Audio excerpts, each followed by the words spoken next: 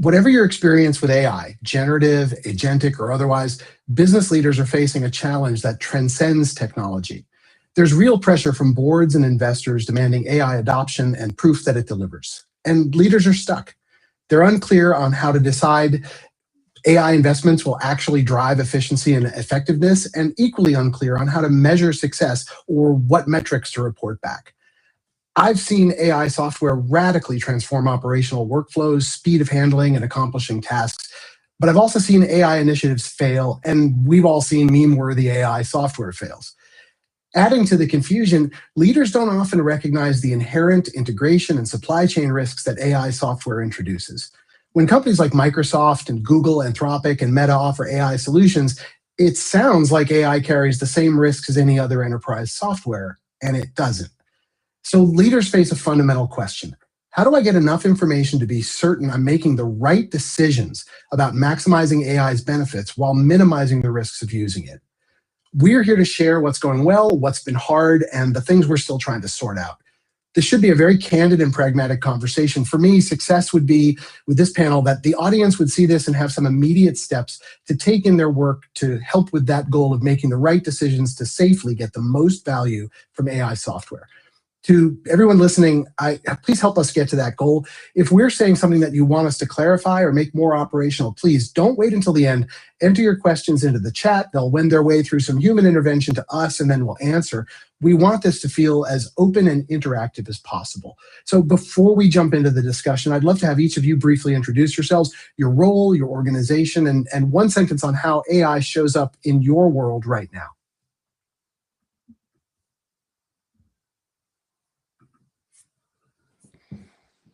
Hey, Nick, I'll go first. I'm Chris Kimmerly. I am the VP of AI Risk and Governance at RealPage. For those who are not familiar with RealPage, we're a property management technology company with AI embedded across our entire product portfolio and throughout our organization. My team builds and runs this governance function. You can think of this from everything from risk assessment for AI systems, policy development, technical controls, guardrails, how we apply those across different modalities. And before RealPage, I led AI security and strategy at Aon, and I'm currently co-authoring a book on AI threats, defenses, and governance with Pack Publishing. I'll pass it over to you, Justin. Terrific. Thank you, Chris. Thanks, Nick. Thank you to Bishop Fox for having me. This is a great group and looking forward to the discussion. So Justin Grace, I'm the CEO of a management consulting company called Xcelligence. We are an AI-powered management consulting firm that focuses on technology, cybersecurity, risk, and strategy. Prior to my time in founding Xcelligence, I led the cybersecurity practice at McKinsey, spent 18 years prior to that at Ernst & Young, leading the cybersecurity practice there. I sit on the faculty at Indiana University. I sit on several boards and help boards kind of come to the right conclusions on various topics. But AI is transforming the entire industry, and consulting is not immune to that. Just in the way that we get to answers much quicker, better, cheaper, and far more accurately than ever before. And we'll explore some of that over the course of the discussion, but happy to be here. Thanks so much, Chris. Oh, to who? Yeah. I was going to give it to Christy. Great. Well, let's pass it to Christy. Great. Hi, everyone. I'm Christy Terrell. I'm the CISO here at Bishop Fox. I've been the CISO for 3 years here, but I've been at Bishop Fox for 16 years. So there's pretty much no before times. It's just been Bishop Fox. What I'd like to say about how AI is showing up with what we're doing is a year ago, we were truly just incubating AI with a couple of use cases within an R&D team. That was it. Fast forward to today, 1 year later, we've operationalized it and what we can do for our clients. And we have a number of use cases we've approved internally. So that just shows how quickly the industry is going and how quickly we all are adapting to using it. Andy? Thank you, Christy. I'm Andy Chow, CEO here at Ventrilo.ai. We're building a browser-enabled agent that enables prosumer users to get help with writing, research, and other tasks in the browser where their daily work is already happening. Previous to Ventrilo.ai, I was CTO and co-founder at Coverity, which did static code analysis and was acquired by Synopsys. I've also been doing angel investing over the past many, many years and sit on the board of FASA as well. Thank you so much. I really appreciate that. I'm going to, in this first section, which it should be about 10 minutes, the premise is really AI is transforming every aspect of business. It's faster, it's cheaper, at a scale we haven't seen before. We're not talking about incremental productivity gains. AI is collapsing time, cost, and friction across functions in a way most leaders have never experienced. Things that took months now take weeks. Things that required teams now require workflows. I myself did some work this week that collapsed from weeks to days. The acceleration is intoxicating and it's a little disorienting. It's why boards and investors and executives are all asking the same question: why aren't we doing more with AI already? So I'll put out the first question to Andy, but everybody should feel free to answer. Andy, how's AI changing the way the work gets done in your organization? Not the demo version, but the real lived experience. I think for us, one of the big things that's changed is the release cycle for our engineering team. It used to take a month, maybe 2 months to get a new release out the door. Our product's a Chrome extension, so we have to submit it to the Chrome Web Store and get it accepted. And now I've been able to push the team to bring that down to 2 weeks, even 1 week in many cases. And the reason for that is, even though it seems outlandish to ship certain features within a week, it's actually very possible now. And I think what we've seen is a transition from more agile development processes and an emphasis on kind of hearing feedback to sort of a retro style waterfall development cycle, but it's just really, really short. So the engineers are spending a whole lot more time building up their specifications and requirements documents and things like that, so that AI can build it more effectively in 1 shot or 2 shots, right? And with a little bit of iteration. And by spending more time up front, they can take care of thinking about all those corner cases that they never had time for before. And as a result, the software is more likely to be correct, very, very, very quickly, as opposed to discovering that halfway down a 2-month release cycle that, we forgot about this very important feature that we really needed in order to supply this product. And so that's what's changed for us, is really a change in culture of the engineering team that has resulted in really, really short development cycles that are very effective. Thanks. Justin? Well, actually, you're going to speak about consulting, so maybe if I go over to Chris and then come back to you, because either way, what do you think? Yeah. Okay. Yeah. Maybe I'll talk about it from 2 angles. Yeah, do it. First one is listen how consulting is done, and then the other one is what I'm seeing in my clients. So the way that consulting is done is fundamentally different now. If you think about how it used to be done, bigger teams, lots of people on the ground taking notes, a lot of junior level analysts synthesizing that data, talking to people, and while that talking still goes on, now if we can get used to the assumption that we're going to be recorded, that we're going to be transcribed, and then that is going to be pumped into an LLM, combined with a lot of quantitative data applied to a model, suddenly we can get a first draft of a strategy in minutes, seconds, whereas it used to take weeks or months. And so we're only limited by the interactions that we have and our ability to record and transcribe. And that's sort of the conventional notion of strategy. What it doesn't do yet is sort of the person level toolkit and apply good judgment and expertise. And that's it's happening, but that's where the human in the loop still exists in the consulting space. From what I'm seeing in my clients is every role is being challenged, and everything from collaboration to knowledge management to automation of individual tasks, from invoicing. I was on a call earlier today, and we were talking about customer scheduling, patient scheduling specifically. We were talking about a help desk and call center optimization and picking out root causes and then being able to feed that back into product. It is being embedded into every core process, and if it's not, then we're missing something. So I'm seeing it being embedded into the DNA of every critical process of every business out there. Really great. Thank you. Chris? Thank you, Nick. These are really good responses. And I think I align completely. So AI, from my vantage point, is effectively infrastructure at this point. It's embedded in how our products are getting built, how decisions are getting made, how customers are interacting with us, how we interact with our colleagues. And I'm seeing really interesting perspectives and kind of two divides.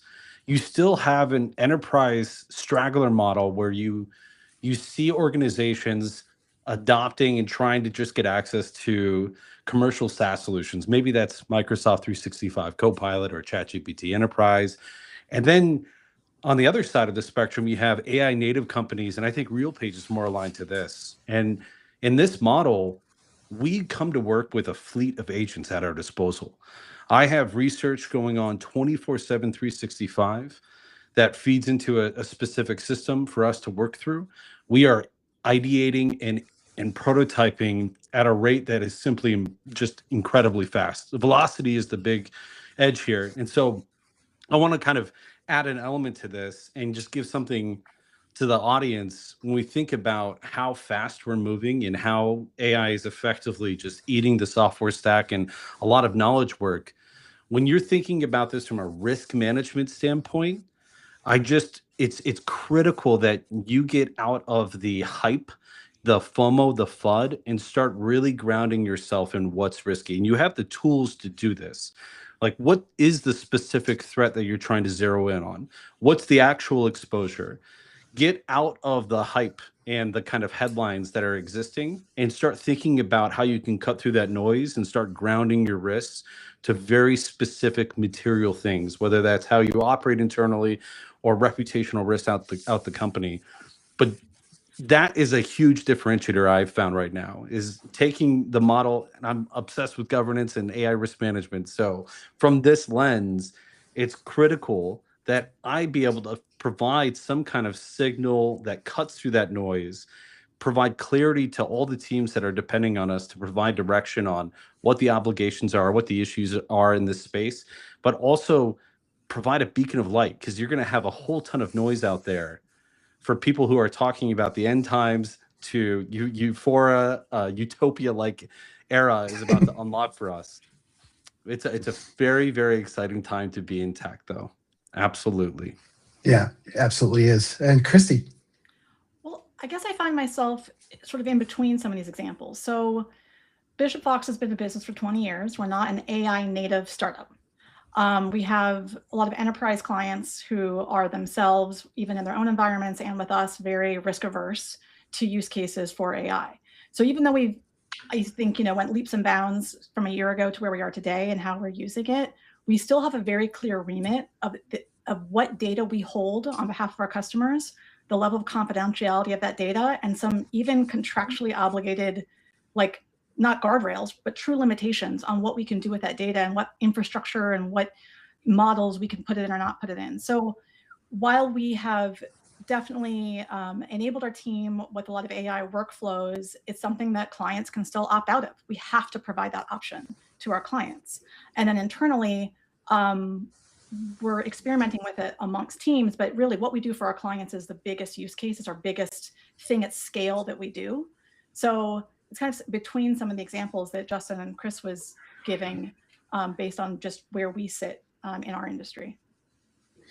Yeah, and actually, I want to dig a little bit more into some of those things. So where have you seen the most meaningful productivity or effectiveness gains show up faster?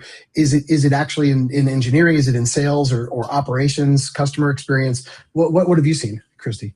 Well, what we're doing is, we're using it to enable our testers. Basically, we've compressed workflows for our existing testing methodology. We don't have to change what we think needs to be done to do a pen test, but we have a kind of whole scaffolding of AI agents that can make that work faster and still have humans on the loop and validating things at the end. So like that is the core, I'll just say, public-facing use case. Internally, when I see what our teams are doing, what I find interesting is I just haven't seen numbers that show efficiency or productivity in terms of reducing hours or days, but I see higher quality output, higher quality in some of the work that teams produce. or consistency. And I don't know how to measure that. I can see it and I can feel it, but then when you come to the end of the year and it's a budgeting cycle and you're looking at all the licenses that everyone has like approved over the course of the year, and you're like, are we getting enough value from some of these tools to continue to pay for all these kind of point solution AI bolt-ons? That's where I'm not sure yet. I haven't seen some of the math to justify some of the ROI, which doesn't mean we're not doing it, but that's where I'm looking this year to learn more about.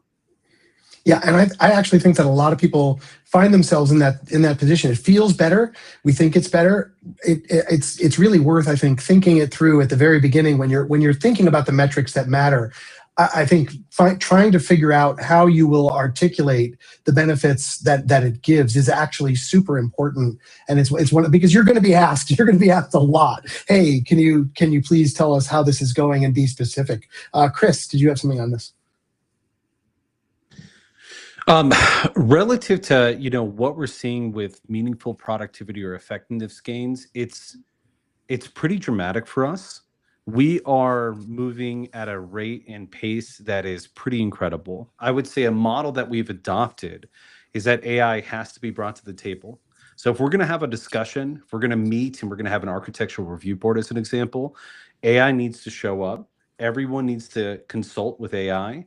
We need to have some level of understanding walking into that. And then we're going to use AI to actually mediate the conversation as well. And that pattern applies to every single thing we do and how we actually ship. So there's more I could unpack on this. I know I'm interested in Andy's point of view. I know, Andy, this is probably really close to you and what you're seeing.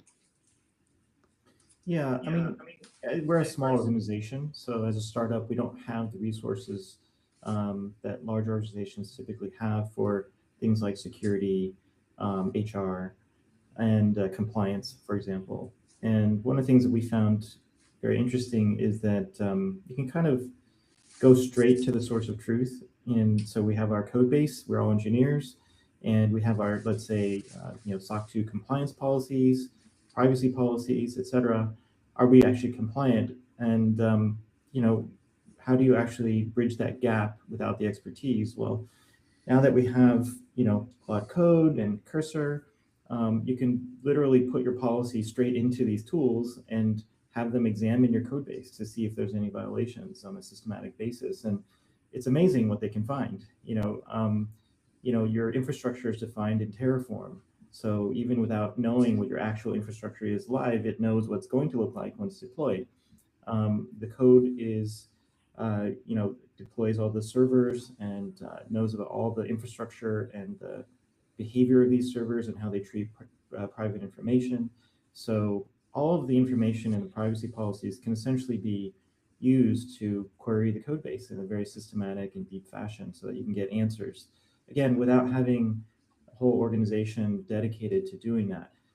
If you are a security organization, I mean, obvious thing to do is just cut out the middleman, use one of these tools, and essentially you have like an engineering organization in a box that you can query and has infinite time for you and never has any resource contention. You don't have to argue how many hours the engineers are going to spend doing audits. You can just directly use it. And as a result, I could see far more effective leveling up of practices to at least a baseline standard, if not much, much higher than the typical, because of just less resource contention and expertise contention for some of these things. Yeah, and Justin? I'll give a very specific example. The dreaded board deck. In preparing for your board meeting, which is it can be a weeks to months long process, and by the time you get to the end, it looks nothing like it did. The example of grabbing all that inputs, the disparate inputs, and feeding it into an LLM, into a very tailored model. Now, I've done 2 experiments with this where you feed it in and you just let it have free reign. It doesn't tell the right story. But if you provide the expertise on the storyline and the arc that you want to tell, yeah. And the sections, the kind of the flow, it is unbelievable. Suddenly your board deck goes from weeks to months long to days, hours, and the storyline is fact-based. it's better, it's supplemented by research, it's empirical, provable, and it is good. So I mean, just one very simple example, and there are many in my world, but that's one that came up recently. Yeah, and that does come up, and it's, I agree with you totally. I want to move into innovation breaking things, and AI is breaking assumptions that even assumptions that leaders didn't know they had. So every major innovation forces leaders to confront these uncomfortable truths about everything: talent, processes, operating models. It just does it sometimes demoralizingly faster.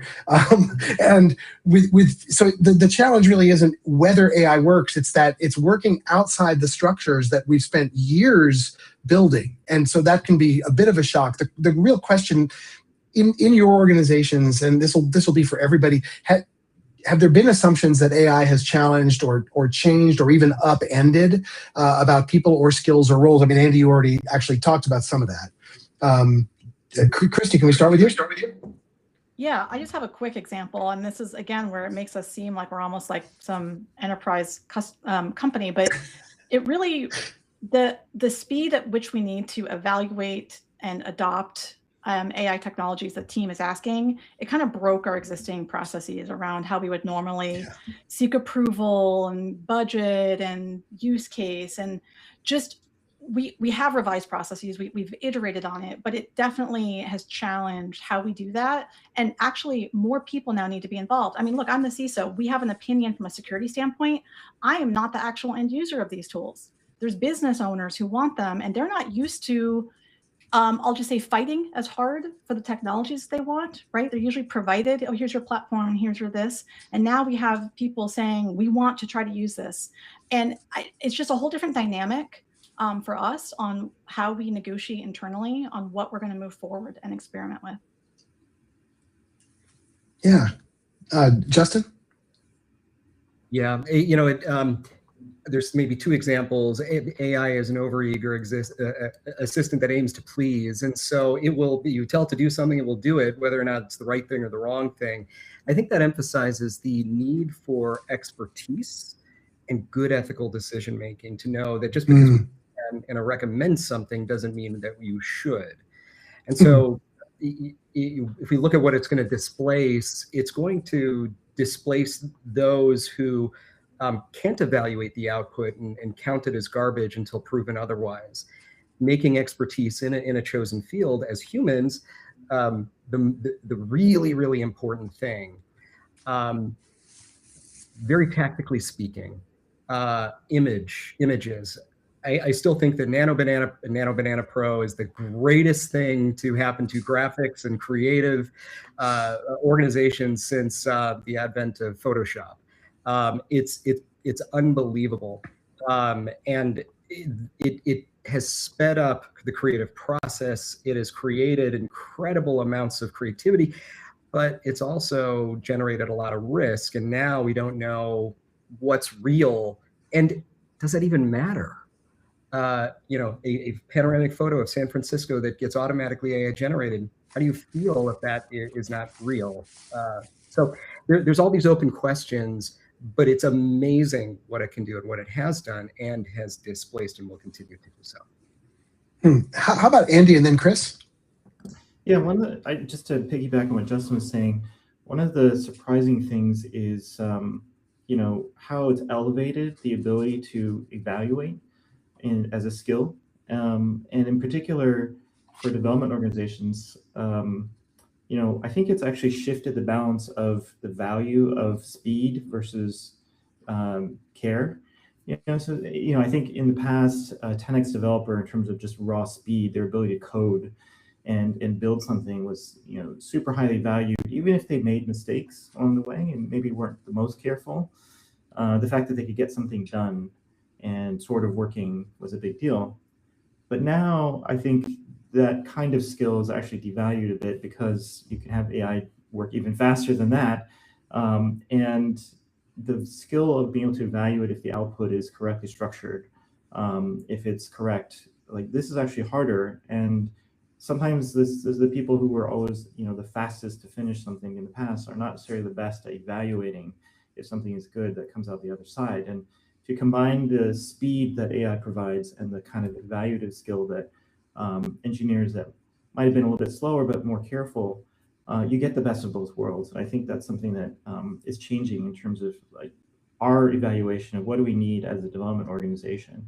And I found that it's interesting. Like, I think one of the things that uncovered for us is how some of the really fast 10x developers actually introduce a lot of technical debt, and that technical debt actually arrives sooner with AI. It arrives like today. As a result, the net value they add is more like the net present value they're adding is often slightly negative, and you multiply that by the productivity enhancement that AI provides, and suddenly it's very negative, and you can end up with a huge amount of technical debt in a very short amount of time with certain kind of attitudes that developers have had. So I think that those attitudes have to change in order to make the most of this technology.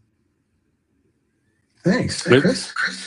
Well said, Andy. And I mean, I'm just taking notes here. I got notes from Justin and Andy all around. So I want to go back a bit. Andy mentioned Terraform as an example of, infrastructure as code.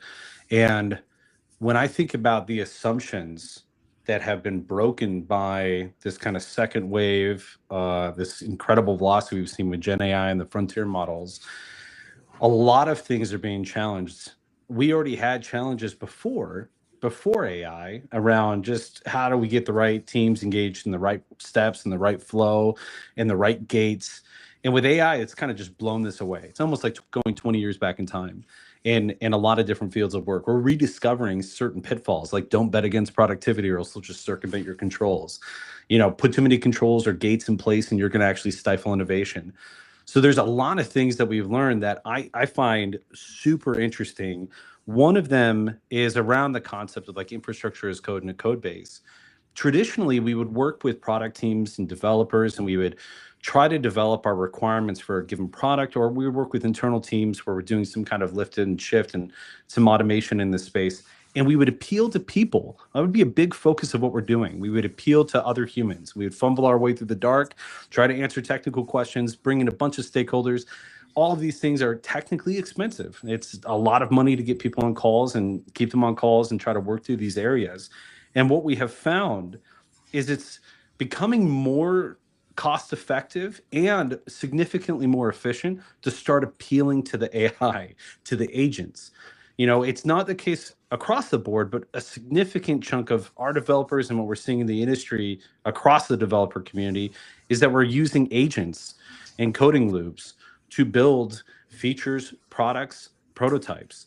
If we can codify the requirements inside of a markdown file at the code base, the agent's going to be more likely to respect and follow that guidance versus us trying to appeal to developers and product teams and then get those pushed in through legal compliance and security.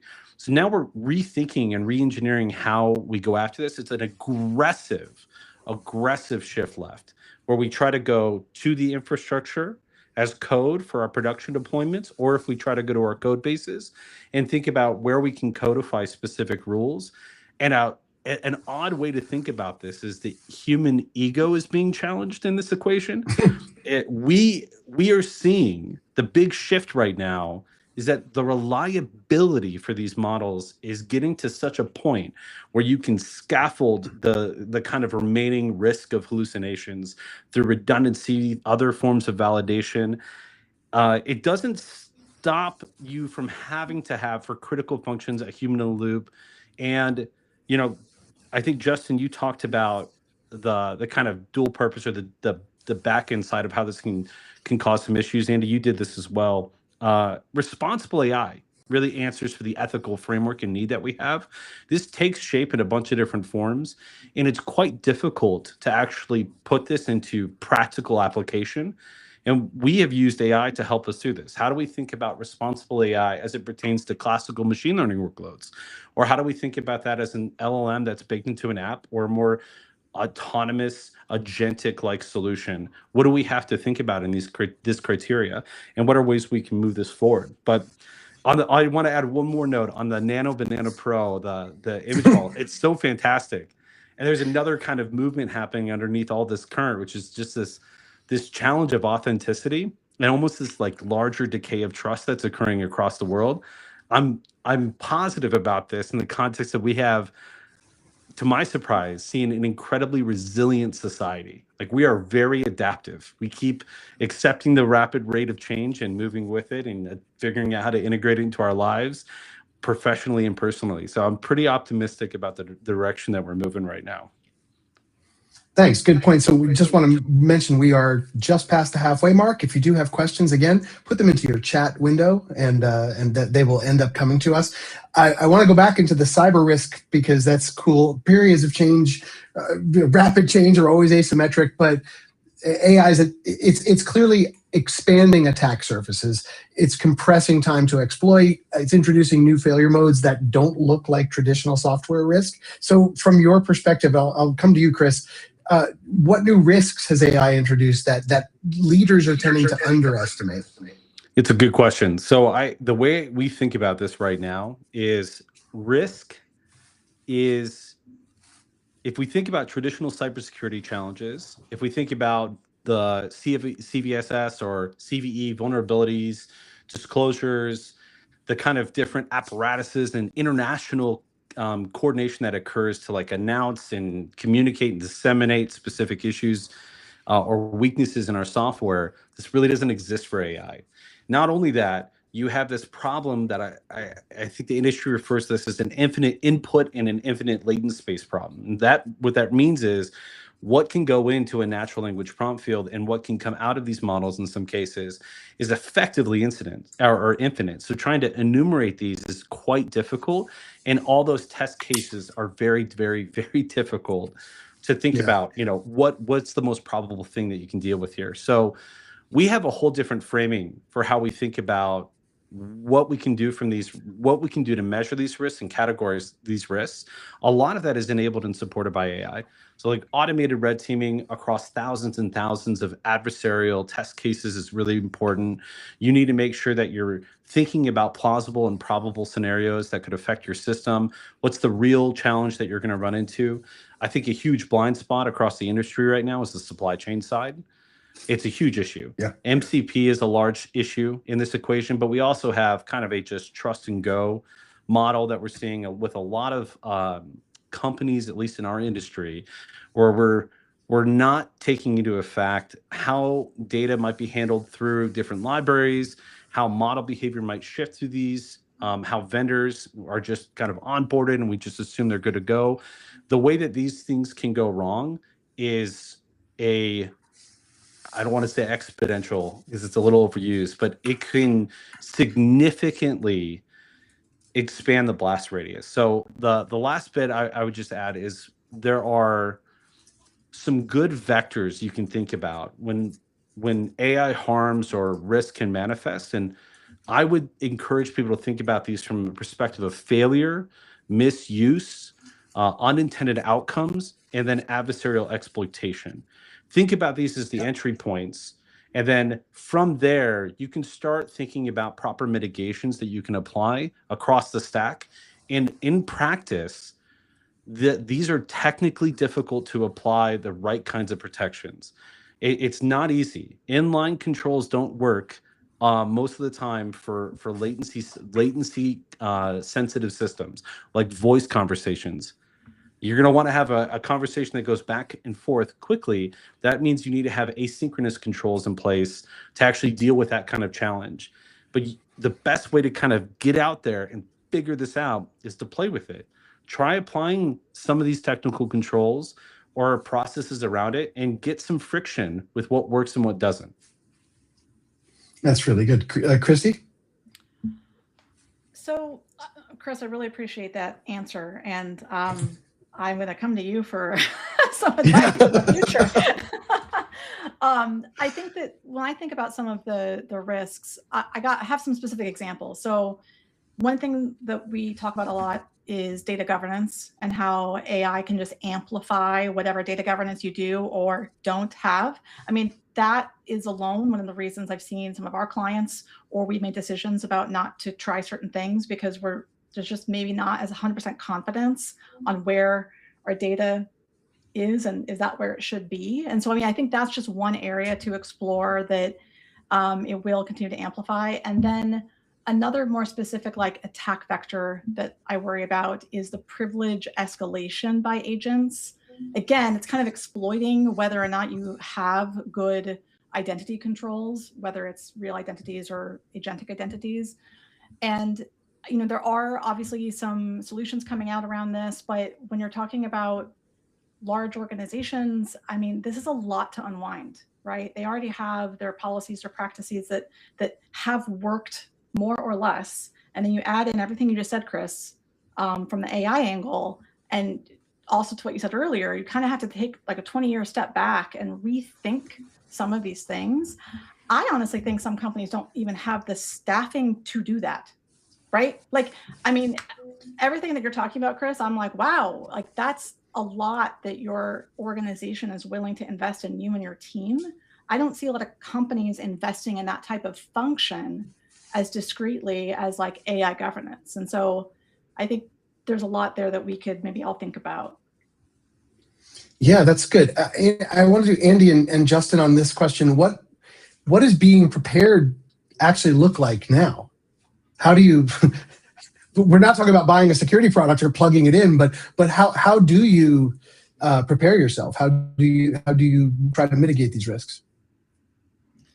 Andy? Well, it's evolving really, really fast. So I think it's very difficult to say that there's a definitive answer right now. What I can say is that it's become very clear that static defenses do not work against very dynamic, intelligent attackers that have infinite resources, essentially, right? You need to have, you need to match up both sides of that. And I think we haven't really fully understood what that means yet. And I would say that it's clear that just doing more of the same kind of defenses we've always done is not going to be enough very, very soon, if not already. And, what I can say, though, is that there is no excuse anymore to not have the baseline set pretty high. Reviewing every single code change for, SQL injection or injection attacks. I mean, there's no excuse not to be doing these things anymore. I mean, you can have intelligent agent look at them and with very high fidelity find really basic problems and nip them in the bud at the moment of creation of the code. In fact, you can even develop it so that the agent itself gets that feedback as it's coding, so the developer never even sees the version that has the problem in the first place. These upstream kind of interventions are, to me, is kind of a minimum bar now. And if you don't do them, then you're kind of stuck with last generation kind of vulnerabilities when the new ones are coming up. And I don't think you can be in that position anymore. Really interesting. And Andy, I love that. I wrote your quote down around static defense or around dynamic attackers. I'm going to steal that. I will cite you accordingly. Well, on that, is that human processes don't scale to AI threats. Absolutely right. For me, it comes down to two things: is the access and the data. It has already been said, but I'll just sort of frame it up. From an access standpoint, our machines, our agents, our AI apps and chatbots already outnumber humans. And so we can't solve this in the same way that we used to. To Christy's point, you cannot throw humans at this. It just does not scale to the scale of the problem. Nor would we try, right? This is the classic CISO saying we need more people. Well, actually, we don't anymore. We need to think about the problem differently and attack it differently. The data piece, Christy, you mentioned that, and it's absolutely right. Data governance. If you're bad at data before in-house, you're going to be terrible at data when you stick the LLMs on it and you add it to the corpus. That is absolutely a foundational thing. And getting a handle on where your data is, what your data is, not that it needs to be perfect, but it needs to be good enough so that you've got those sort of foundational hygiene level controls in place. That's by no means ready, Nick, but I think that at least is, from a security standpoint, it gets you in the door. It's so funny because that, the CISO, I need more people. No, you don't. We had that very conversation with a customer today about that same thing. So yeah, I like that answer very much. So not only are leaders under this intense pressure to adopt the AI and have a good story about why they're doing it, but they also feel like they've missed the boat. I'm late, and I actually don't think that the problem is being late, but it's moving forward intentionally, moving forward with clarity about the risk and the value and the responsibility. One of you guys had mentioned earlier in our pre-sessions that AI fluency is already a serious advantage, but it's going to be absolutely necessary very, very soon. It's all right now. It's an edge up, but everybody's going to have it. So I guess, Chris, what are the first practical steps? If you're feeling late, you haven't got to the party yet, what are the first things that you do to practically start this adoption process? Yeah. Look, everyone has a different journey. Some are just looking at this from a SaaS perspective. I'm going to adopt a tool. I'm going to bring it in. Some are looking at actually onboarding large language models, and you have a whole different set of considerations when you think about closed models, like those from OpenAI, Anthropic, and so on. Or if you have open source models, now you have to think about how you're doing inference and serving infrastructure related to these systems. You have to think about a whole bunch of different dimensions across this board. And I think the first step is I'm going to speak from a governance and risk standpoint. Don't feel like you're not going to run out of ways to deliver anxiety onto yourself. Just meet the moment where you are right now. Understand that this pace and this cadence is going to continue, and you're still going to be here the day after. It's going to keep going. Our pace is going to keep going. So get involved as quickly as possible. For any organization that's trying to stand this up, Christy essentially kind of tipped the hat on this. But we at RealPage, we consider this a table stakes conversation. Show your work. Ask the vendors that you're engaging, as an example, what they're doing for AI governance. What's the investment they're making? We're making millions and millions of dollars in this space. What's your team look like? How are you inventorying your systems? We approach these problems from a first principle basis. Why do we need an inventory? Like what's driving that? What is an AI system? Because that should be a composition of many things. How does data flow through it? Again, data governance. Justin hit on this. Christy, you hit on this first. These are table stakes again. And then the really uncomfortable question is who's accountable for the system? And so if you can't do these things, your governance initiative is essentially being built on sand. It's going to continue to slip. You're going to have a hard time getting your footing. You have to rationalize your position. Why are we doing what we're doing? So I would encourage people to think in the respect to AI governance, look at this as a way to earmark maturity in your AI practice, and then a differentiator for the market. You can measure, you can iterate, you can make this more visible. Customers are going to look for this next. How do you govern AI? How do you protect it? I want some assurance and trust. And by the way, this follows the natural kind of ebb and flow that we see with any kind of new innovation or replatforming. Regulations, risk management, compliance become really important to customers as more and more organizations start adopting, and we're getting right there. So if you aren't on this now, get on it. Yeah, that's great. And it's just, I agree with everything you say. It's just happening faster than usual. But yes, absolutely. Andy, what do you think? From my perspective, kind of, AI is essentially making it possible for individuals to be super empowered. And I think as a result of that, the typical abstractions that we have in organizations where I know something, I need to go to another person to find out how to do something else or to actually accomplish something is breaking down. It's really breaking down that assumption that you need to have different vertical silos and this kind of collaborative effort to get basic knowledge or basic things done in an organization. And so, my advice, if you feel a little behind, is first of all, get out of the box of using the consumer level chatbot type style AI. Download Claude Code, run it on your computer, or Gemini or Codex. They're all very good. And start to ask questions of it before you go off in the organization to ask someone else that you would ordinarily tap on the shoulder for knowledge that you don't have, whether that be technical expertise, organizational expertise, and see if you can get that answer from the AI and start to leverage it and get firsthand actual knowledge of how it works, what it could possibly do. And I think that that firsthand knowledge is going to be paid back in spades. And also, you might be surprised that you can get a whole lot done yourself. You don't need secretary to type in the word processor. You don't need, this person in the organization to answer this basic question about your code base or your applications, your IT infrastructure. Like, it can be done automatically with the knowledge you have accessible from your own computer. And I think that's something that everyone needs to really fully understand in order to leverage and use this technology to its fullest. All right, let me. We're going to go to.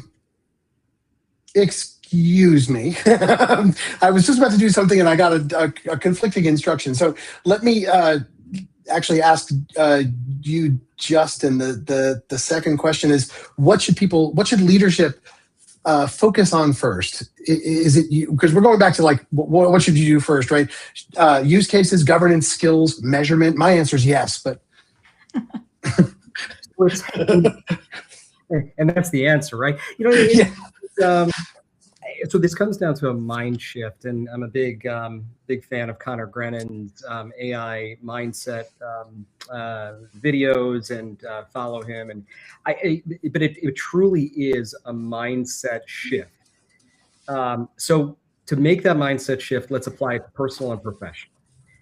So and we've been talking a lot about professional. I'll talk about that in just a second, but like some very simple examples. The way that you find information, rather than Google, go to Gemini, go to ChatGPT, go to Claude.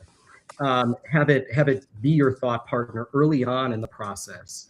I'll tell you, last week I was a mystery reader for my daughter, and I brought a book that we had written together. We wrote the story. That's cool. We did all the images through Nano Banana Pro. And the way that I did it is I just recorded her meandering. It was typical 9-year-old story. And then ChatGPT put it together in chapters and enhanced everything. We put it together with images. We've published the book. It's in the library now. That, when we create AI native kids, they're not going to have this problem of how do I use it? They're just going to use it. But now we're bridging the gap at the board level and at the executive levels. How do we create the things that the kids are now going to grow up with at the top? And so how do you do that? Well, in very much the same way, you ask them, what is it that you can do with it, showing them the art of the possible. And you could do this, and you can gamify it in the organization. You can come up with challenges. You can come up with innovation, and all of that is great. I think you go in with the premise that we want to disrupt every critical business process that we have, and that's internally. Externally, how do we do this with our products so that our customers touch this innovation? And so I could go on, but the answer, Nick, that you put out is the right answer. It's just all of that, but it's bridging the gap between what the 8 and 9-year-olds are growing up with the the silver-haired executives sitting in the conference room figuring out the direction of Fortune 500s. I love the book story so much. After that was really great. Christy, did you have something on where do you start? Yeah, I do. And also I love the book story. Also, as a parent of a 17-year-old, I have to admit, the possibilities and the scary possibilities of raising children in this day and age of AI is actually what makes me more interested and passionate about it than just the corporate profits and revenue side of let's do better business. I mean, I am fueled and driven by what is this world going to look like for my son. And so anyway, I love that you brought that example. So where do you start? I would just say you start with whatever's next. I like use cases as a starting point. Like if you really if you're not heavily adopting AI and you don't have some of the governance like that Chris's organization has, I would just say start with the most pertinent use cases for your business. What would move the needle? What would be important? What do you want to transform or change? What I don't like is when I hear some companies just have these edicts about, you just need to find 30% efficiency with AI. It's like, there's no soul behind that, first of all. Right. It's clearly driven by just profit from the top type of like, you must cut the corners here. But Chris, to your point, when you said about, just AI in every decision or AI in every project, that's at least a little bit more, there's more creativity and more agency involved for your teams on like, how would they want to use AI? What problems do they want to solve? So while I'm much more of a fan of the possibility of effective governance, even after hearing what Chris has shared today, I would still say start with use cases. Because you can chip away at that. You can start with a single use case. You can think about how you're going to monitor and measure that. You can think about what success looks like and start to build organizational confidence in what that looks like.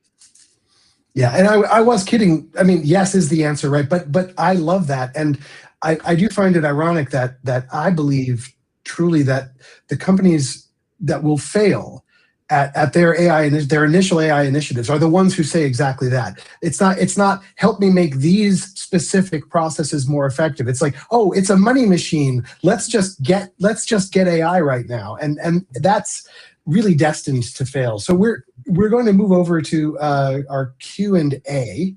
And I'll throw these out and let's see who on the panel wants to take them. So the first question, given the conversation around identity management, agents, and MCP, how do you see the world of zero trust and AI intersecting? Pitfalls, possibilities. Nick, I'll jump in here first. So I'm quite passionate about this. AI security in particular. I think the first is we got to introduce some framing devices. AI security is a discipline that sits on top of traditional security, and zero trust kind of sits in that space, traditional security. That is a philosophy with a bunch of different interpretations, but it's a philosophy at the end of the day. When we get into kind of how we want to think about identities, like one example of this could be we want to enforce least privilege. And then if we go over to the AI camp, we want non-human identities, not service accounts necessarily. We want wholly separate identities for our agents. If we think about the scaffolding or tooling that we can give these models, and we have two different camps in this space. We have skills, which is really telling a model how to use a tool effectively. And we have things like MCP, which are effectively giving these models tools. The more agency you deliver to a large language model, the greater your risk footprint grows. And again, thankfully, the frontier models, especially reasoning models and so on, are becoming better at the reliability in this space. But some of these areas do not have solutions. That's both exciting and super anxiety-inducing. So, I mean, if you think about MCP, you can get some wrappers that will help mitigate this, but MCP has multiple deployment methods. If you're using a streamable deployment and it's actually connecting to applications, you can put this in a gateway. There are ways for you to guard this. You can have input and output filters on this. If you're thinking about an MCP that's local to a developer, and this is more actually on the client side, so on their endpoint, it's hard to regulate and control this. It's very difficult to control this. So now we have to think about how we communicate standards, how we train people, how we institutionalize best practices. And then again, where can we bring AI in to help automate or help lift up the gap in human scalability? Because humans aren't going to scale to this problem. So AI, again, can act as a bit of a boon to help out. I'm sorry, that was a bit of a ramble, Nick, but that was... No, it wasn't a ramble. It was okay. Great stuff. Matter of fact, you said everything I was going to say. But does anybody else want a piece of that before we move on to the next question? Okay, so as we talk about these systems, are these in-house managed AI environments, or are they some SaaS offering? And if it's SaaS, how comfortable are you with corporate data, Terraform, for example, being shared in those products? How do you get comfort with SaaS? I'll just pick on somebody quickly. Andy, what do you got? Well, I think we're talking about like coding agent platform, for example, accessing Terraform files and source code files. I mean, I think, my prior company, Coverity, I remember that, source code was among the things that was like sacred, and companies just did not want that to leave premises in a lot of cases. And I think that ship has sailed at this point for a lot of organizations, but not everybody. I think there's still going to be organizations that are just very concerned about code leaving the premises. and they're going to have to wait until they deploy AI in-house. I think that's kind of what's going to happen for those kinds of organizations. But for the vast majority of organizations, I think the fact that code and Terraform files and other configuration are shipped off premise is kind of a fact of life. If you use GitHub, if you use any sort of SaaS infrastructure, and with agents, it just puts that on steroids, because now any part of your code base can be sent over with very, very little checking as to what it is. I think it's about having the right vendors, right, and making sure you have agreements, CPAs in place, and all of the major coding agents. If you will not be like training on your code or anything like that, but it's still important to be sure and to make sure that the agents that you pick align with the policies that you have.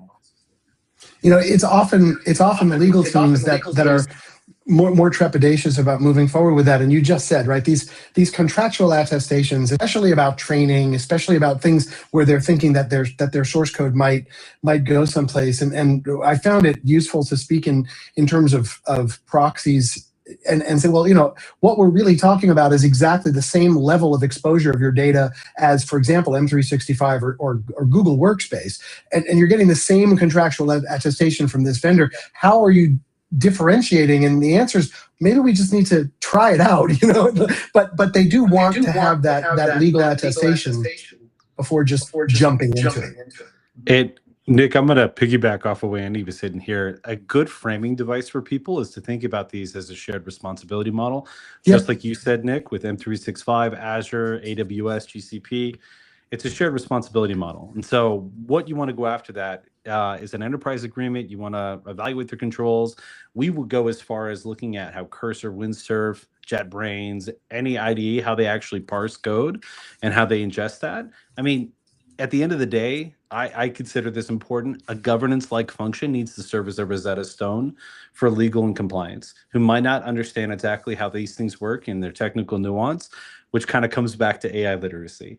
You need to have strong AI literacy, and you need to be able to connect the dots for the teams that are having troubles here.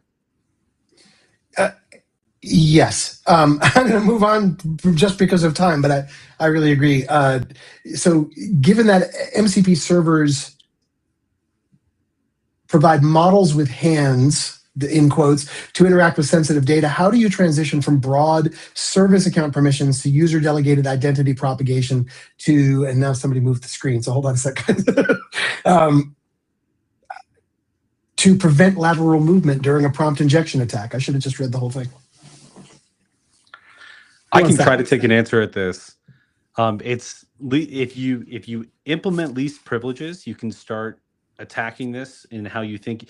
Think of MCP tools as not necessarily this agentic element, but really a enabler, right? So gives the models a tool. Doesn't necessarily tell it how to use it efficiently. It can, but there's some token inefficiencies in that approach. But how do we make sure that the model is properly constrained? I love this. Lance French is the CIO of RealPage. He's a really great way of kind of framing this, which is, we have to constrain the degrees of freedoms that we give these models. And sometimes you can lean to solutions out in the market. You can find providers. Okta has some great stuff. SailPoint has good things around non-human identity management and ways that you can bring that to bear. There's a whole lot more. And this is one of the areas where AI helps with AI. You need to bring your frontier model into the equation, and you need to start asking these questions and start exploring how to go after solutions. How would you go after this? What would make sense? There's another great company I'm just going to drop really quick, no affiliation with them, but Trail of Bits is a really, really awesome security company that open sources most of their work. And they all will drop tools and wrappers or free resources for people to just kind of grab and adopt. That's a good resource to go dive into if you're looking for specific solutions to very specific problems. Absolutely agree.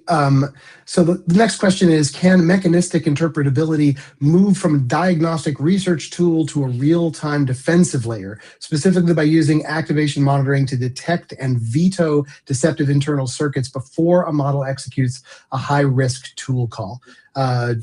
Justin or Andy, you want to take a crack at this one? I'm looking at the way Chris is nodding, and I wouldn't want to deprive him of the I'm so sorry. I feel like I'm hogging the horn here. So mechanistic interpretability is like just so interesting. It's such a fascinating piece of early research right now. It's largely pioneered and shepherded by Anthropic. I have not seen a practical application for mechanistic interpretability beyond research. And that question is best served not at this audience, this panel group, where we're thinking about adoption. This is more around the labs. And how can the labs that are producing these models and serving these models introduce the right kind of controls and gating that would mitigate the risk that we're talking about? If you're training your own large language model, this is in scope, but it's fairly advanced. Yeah, Okay, we have one last question. Unless Andrew, did you want to say something there?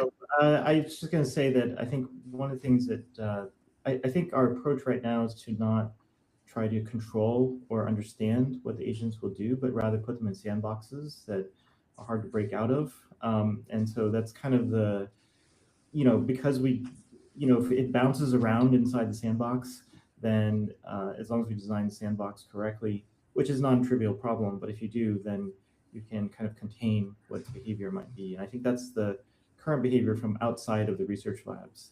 And I think it's kind of close to the best we can do in some ways. I'm gonna give the last one to Justin. The question is, I don't foresee any regulations being developed domestically to set the bar for responsible and ethical AI use or implementation. So where do we look to identify the highest bar for AI risks that would be acceptable to clients and other stakeholders?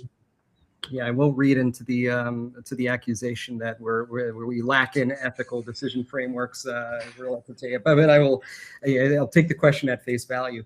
The EU AI Act was the first mover on the scene, and that they've done some of the greatest thinking on that, and more fuel to this answer. The NIST, the AI framework, risk management framework, is exceptional. And will continue to evolve. ISO has their standard as well. I just compiled a list of all the top vendors' perspectives, and then analyzing it for that meta layer. Surprisingly enough, you can use AI to interpret the AI frameworks, and that was exceptionally helpful. So, but I find where this conversation, like the establishing your bar for ethical use really has to go to the board, and giving them sort of your thou shalt, thou shalt not. For example, if you're a healthcare organization, how do you feel about putting PHI into public-facing LLMs? And then if you do get over that hump, because I do think we will get over the hump, it's with the right levels of controls, then what decisions can you make on top of that? With proper human in the loop, then what decisions can you make without that human in the loop intervention? Those sorts of pressure testing and playing it out at a company level, at an industry level, at a department level are the types of things that you need to do. And oh, by the way, it's going to be different every company depending on its risk tolerance and appetite, where it wants to go. So I think it's a good observation. Look to the industry, look to the vendors, and then look to yourself. That's great. We are out of time. Thanks for everybody who submitted the questions. Thank you to the panelists, Christy, Justin, Andy, Chris, for such a really thoughtful discussion. Thank you so much. We've covered a lot today: governance, ownership, cost, risk, experimentation, regulation. To everybody listening, we hope that the conversation gave you clarity and confidence and a few concrete next steps that you can take back to your organizations. Thank you so much for spending time with us today. We hope to see you again soon. Thanks.